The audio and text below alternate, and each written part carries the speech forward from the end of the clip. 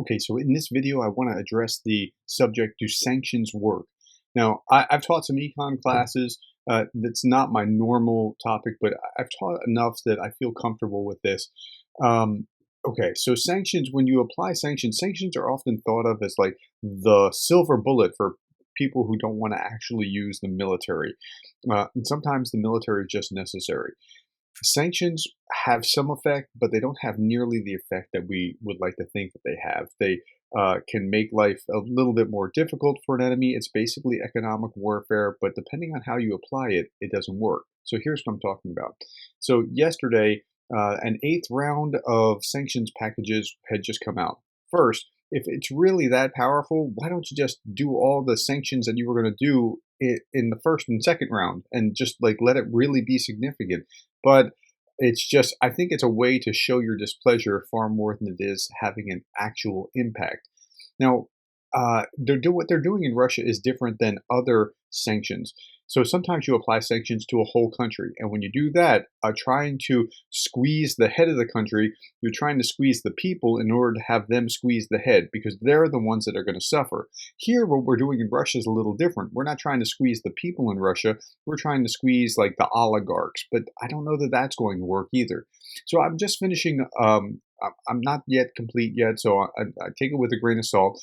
Putin's Kleptocracy. So far, it's a good book. I'll put the link below. It's actually been very insightful about what's going on in Russia since 1991 or so. Now, there was this really interesting passage in the book that said this. On the other side, 35% of the total wealth in the country is owned by 110 billionaires.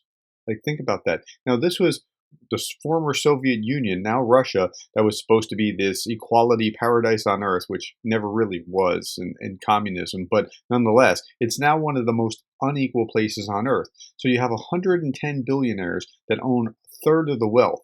Now, you think, wow, that seems bad. But let me just show you how bad. 144 million people in Russia. And then you multiply that by 1% to see what the 1% would be in Russia. And the 1% in Russia would be 1,440,000. That's just individuals. That's including every man, woman, and child. So just take that with a grain of salt. Now, what if we took 1% of that? We're still at 14,000. Now, what if we took 1% of that? Now we're at 144. We're not even yet to the 110. Putin's kleptocracy, Putin's inner circle, the oligarchs that own a third of the wealth in Russia are 1% of 1% of 1%. That's how bad it is in Russia. Now, going back to the idea of sanctions, you don't often see that the left and the right agree on things, but here's the Brookings Institution saying economic sanctions, too much of a bad thing.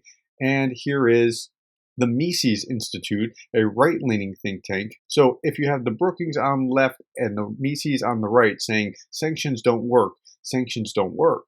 The only place where people think that sanctions work is government. And that's another reason to think sanctions don't work. So my thesis is basically this. Sanctions don't have the effect that you think that they have. You can't rely on them. They're not necessarily bad in the sense of, I wouldn't lift all the sanctions on Russia, but if you think that you're going to hurt the oligarchs by putting sanctions on them, I mean, it's not going to happen. Yes, they're going to keep a couple $1,000,000 out of their pockets, but if they have billions, that's not really going to have that much of an effect.